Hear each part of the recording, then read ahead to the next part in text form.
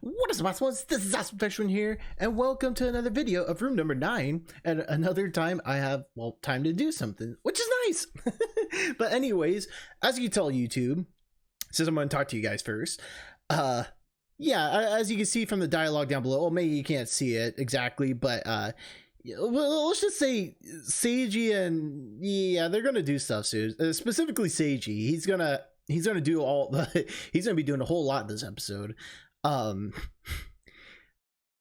Yeah, and that's only going to be available on Patreon because, you know, YouTube doesn't like dances and stuff.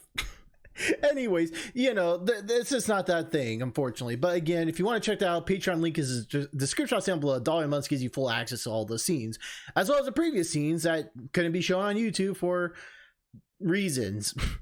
There's just, again, YouTube just doesn't like those certain what do you call them, activities or hobbies for some, and they can't be shown on YouTube. But anyways, other than that, I thought I'd just stop by and just say, well, hello. And two, that, yeah, again, you guys know how they're drawn at this point. We're gonna have a little skip here, and thank you guys again for being patient, of course, because again, it's just been so busy. But again, I expect a couple of videos our next couple of days because I do actually have time. I do have work, but I do have time, so that's a good news. So expect some videos for the upcoming days.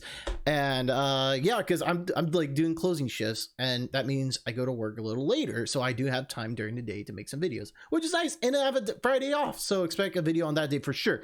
But anyways, other than that, we if I haven't already mentioned it already, we are going to start a new Let's Play after this one, and we also have some new demos lined up too that we're going to play once the other demos end as well. But yeah, anyways, without further ado, let's go ahead and continue on some more room number 9, and I'll see you awesome ones in a second. And for you guys on Patreon, well, I'll see you guys on Patreon. And welcome back, YouTube. That wasn't very long. It was like a 10-minute scene, not gonna lie. That's actually one of the shorter moments of this game where it didn't last, where it was not like that one ending where, goodness me, I swear I had to make literally back-to-back episodes for Patreon because it was just like one after another after another after another. It was literally like 4 straight scenes. I was like, god damn, YouTube ain't going to get anything out of this. But we are here, luckily enough, as I got my wire stuck. Okay, there we go. I was like, oh, that's not good.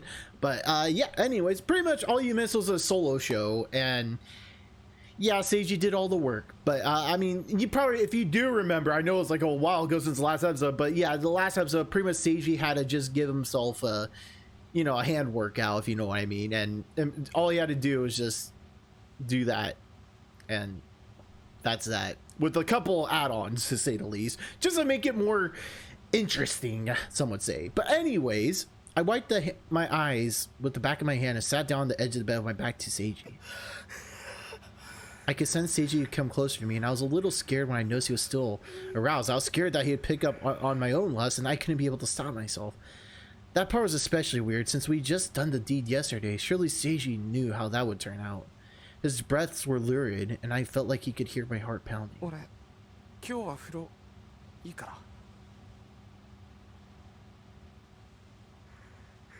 I was a little scared of him staying quiet because I wasn't sure what I would do. I noticed him sit up behind me.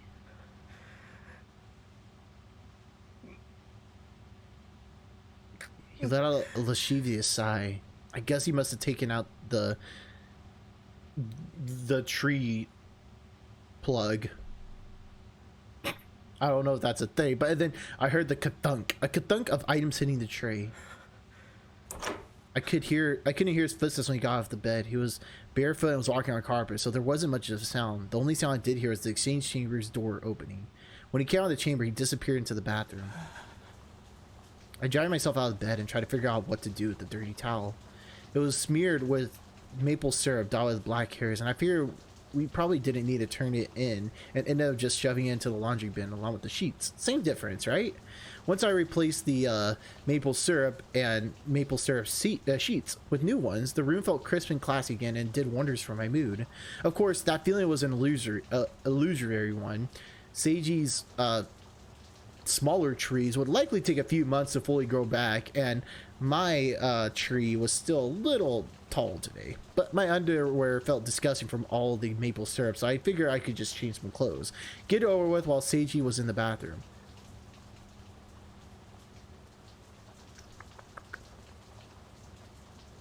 Okay, well, okay, I was just making sure. I'm like, should I read further? But I was repulsed when I saw how my underwear was so, like, damped where the tip of the tree had been in it when it practically was transparent. I went back to the exchange chamber and balled them up under the sheet so Seiji wouldn't see. What was wrong with me? Even after all this, all that, it wasn't over. I was still a little pent up.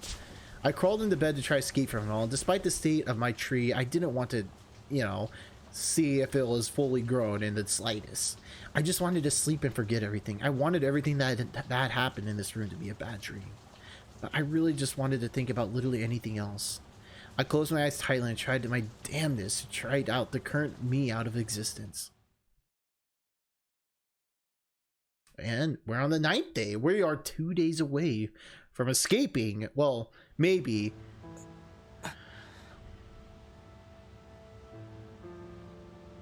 Oh, I mean, isn't that the same one we had before? I'm pretty sure it is the same one we had before. Unless, hold up. Yeah, it is the same one. We had this one before, so I wonder if we're going to be able to skip again. And we don't have to see that all over again. I could be wrong. I could be wrong, but we'll see. We'll see. I didn't even know what to think. Gloom hung over me. The only things I was feeling was the sense that I was completely helpless, no matter what I tried to do. This wasn't the first time I felt this way. This deep sense of an abject powerlessness. My desire to find some way to cut through the tension had withered and died, and everything felt pointless, and that was the first for me. In the past, whenever something awful happened to me, somewhere deep in my heart, I'd always believed that I could do something, or that there was someone who could help me. But I didn't believe that now. I felt trapped, like I'd been locked in this glass box, and the walls were slowly closing in on me. It was suffocating. Maybe I could think normally if I positioned myself as a person who needed to do some saving. Surely I could put my mind to try to save someone, to try to save Seiji. Maybe I was just scum though. There was some part of me that was almost looking forward to hurting and unsettling my best friend. I looked over at Seiji with those pathetic thoughts in my head. He'd already closed the menu, put the tablet away, and gone back to reading on his e-reader. As dejected as he seemed, his voice was still firm. It wasn't a question, merely simple confirmation. I felt like when you climb a flight of stairs and there's one less than you expect, so your foot falls through air. I expect Seiji's mood to mirror my own, and now I was unbalanced. Huh. So I guess we are doing it. I just stared vacantly at the TV. I felt detached, and all I could really do at that point was kill time. Anything was better than complete silence. I couldn't move or think. I couldn't even talk to Seiji. I was surrounded by nothingness. I just waited for night to come, counting the minutes. Well, it looks like, yeah, we've seen this scene before. Well, many of you guys on YouTube haven't, but if you are on Patreon, you have seen this scene before. We're not going to see that again. So I'm assuming we're getting close to the ending, as we're going to go straight into the last day, which maybe a new scene comes up, or we're going to go straight into the next ending. So I guess we'll find out on that note. But something just hit my mind. We still have time for a video. For the whole video, by the way. I'm just making sure. I was just checking the time, make sure we're still good, because I do have to go to work soonish. But the idea just hit me. I mean, I guess it was unintentional. I forgot when Room Number 9 came out, because it felt, I think it was this year, but I can't remember if it was before or after the pandemic started. But this game, I wonder, like, given the circumstances, if possible, they would like maybe considered, let's say like the game was slated to come out next year instead of this year, right? I wonder if they would ever consider the fact that maybe they changed the story in some way to like reflect the COVID life. Just a thought. I mean, because I think it'd be an interesting, different type of horror situation, right? Like they could have done something. I don't know. I can't remember that one horror movie. There was one, but I mean, to be fair, it was like a little bit it was more sci-fi than like. I would say it was more sci-fi than horror, but it was both, if you will. But there's like one where there's a family stuck in their house, and like literally, it kind of fit like, you know, same situation, except like I'm not going to spoil it. It's a great. It is a. I wouldn't say it's great. It's really good though. It's a really good horror / sci-fi film, but I can't remember what it's called though.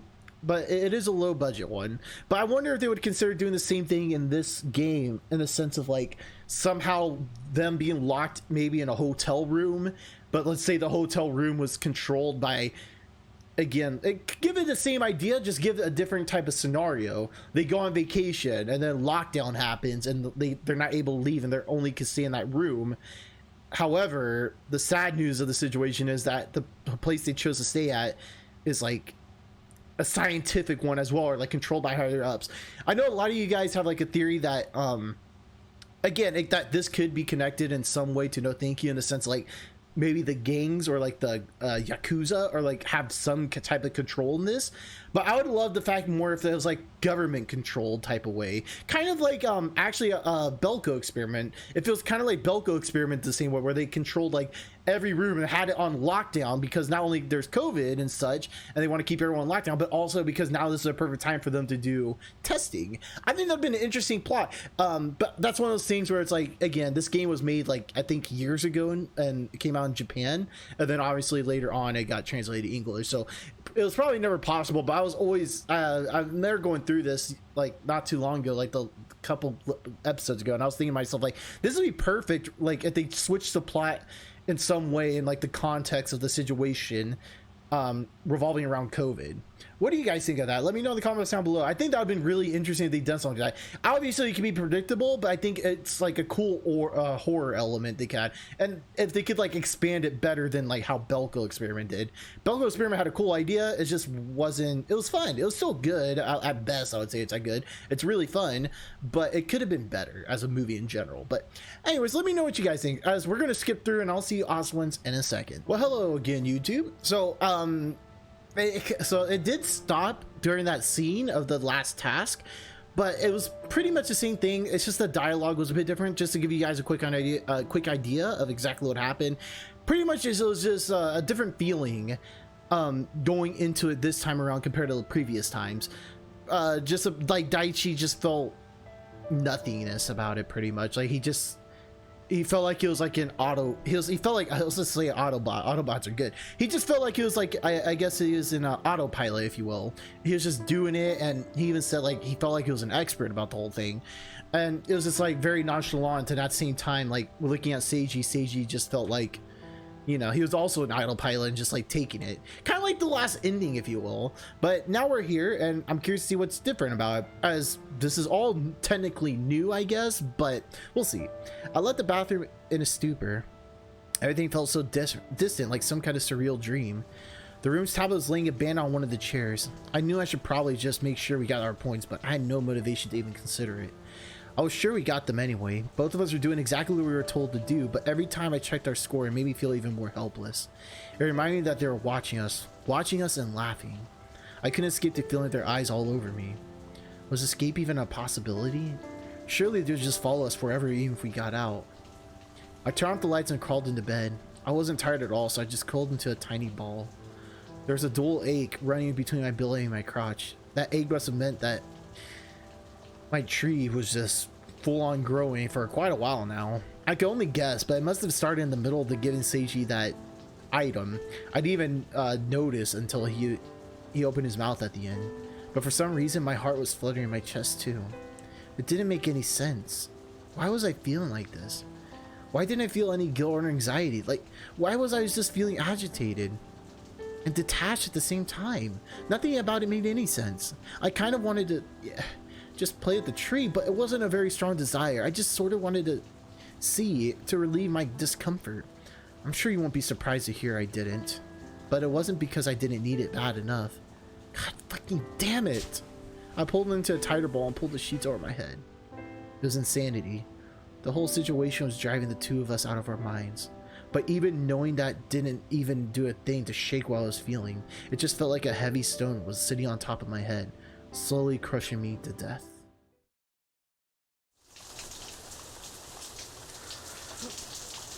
After I got things roughly cleaned up, I leaned back against the wall of the shower and slid down to the floor, my body exhausted for expelling the contents of my stomach. Are we in Seiji's point of view? I think we're in Seiji's point of view. This is actually new. I was waiting for something like this to happen to see if we get like a different point of view, and it looks like we are. Because that was something that was relevant, and no thank you. We went through the game once, and if we go through the route or like go through the same parts again, we also get like a different point of view from the character, which is actually really awesome and added replayability to it. So I'm glad they have this. I'm not sure if it's because of that or it's because we're on a different, going towards a different ending, but my heart felt strangely calm after the pain went away, despite the fact that I knew I had completely exposed and humiliated myself. That also meant I had nothing left to hide. Nothing at all. I literally spilled my guts, so I had the feeling that anything else I might be made to do wouldn't make me feel that different. My despair felt faintly warm. The same temperature as the water from the shower that I used to wash off the tile, and that was now gently beating down my skin. Since my face was still cold from the sweat clinging to it, I welcomed the warmth. I had just finished scrubbing every square inch of the tile floor and collecting pieces too large to rinse down the drain with toilet paper to flush down the toilet. And I'm not going to tell you what that is, by the way. But I was pretty sure this was the first time I touched any of the excrement before, mine or otherwise. I never had pets or much occasion to handle other living creatures. I never had to clean up after a cat or dog, let alone even considered that I'd have to do it by myself, barehanded. I have to admit, I was a little surprised at how easily I'd manage it. I guess at this point, even having to clean up my own shit wasn't particularly upsetting. Maybe it was the relief after the pain of that massive item that made the cleanup seem less daunting. Or maybe it was just that I dissociated during the whole situation and was still largely detached from reality. The mess was pretty fluid to begin with, so I washed away relatively easily. I didn't get stuck in the grout. Of course, the smell forced me to confront reality of the situation. I scattered body wash along the glass and floor and walls, since it bothered me. They had provided us with the full-size bottles. I unscrewed the lid of the body wash and turned it upside down to throw a generous amount of its contents around the space. The vaguely familiar fragrance common to fancier brands, like you'd find in department stores or the duty-free shop at the airport, checked out everything else. I kept running the shower the whole time. Normally, I'd be concerned about running up the water bill or wasting water, but I couldn't care less about that now.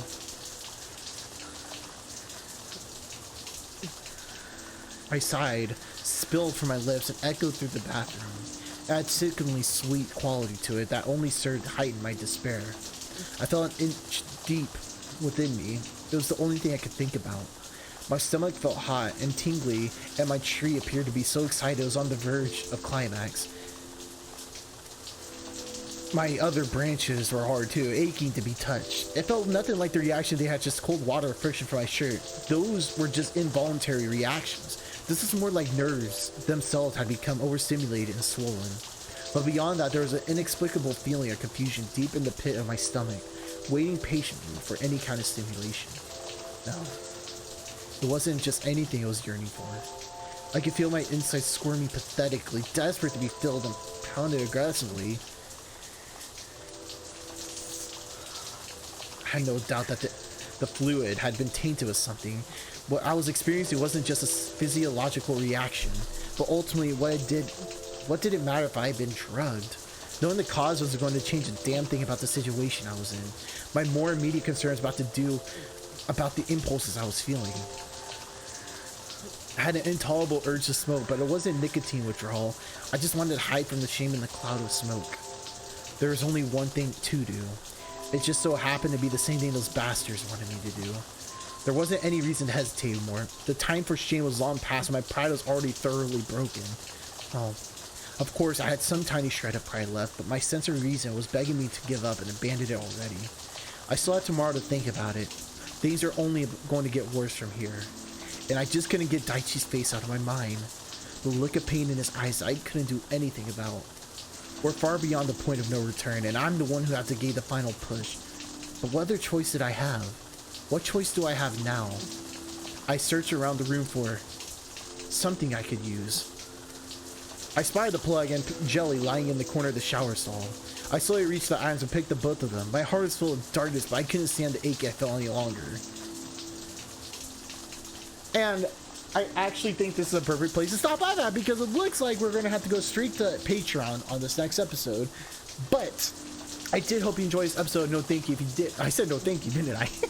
I did hope you enjoyed this episode of Room Number 9. If you did enjoy this episode of Room Number 9, let me know in the comments down below. And of course, leave a like if you haven't already. And of course, subscribe if you haven't already as well. And I'll see you awesomes later with the Divine Speaker Extended Demo. And then we're going to finish off Silver Blue. And then we're going to jump to a new demo after that. And then Room Number 9. So that's kind of the game plan. Hopefully, we get those. I want to try to get 3 more videos by the end of Sunday. That's kind of my goal for the week. So hopefully we do that so I can get those videos out, because last week was a dead week, no videos in general, I think. But hopefully we get this week, you know, get the gears going, if you will. But other than that, thank you all for watching. I'll see you later, okay? Love ya, and don't forget to stay awesome.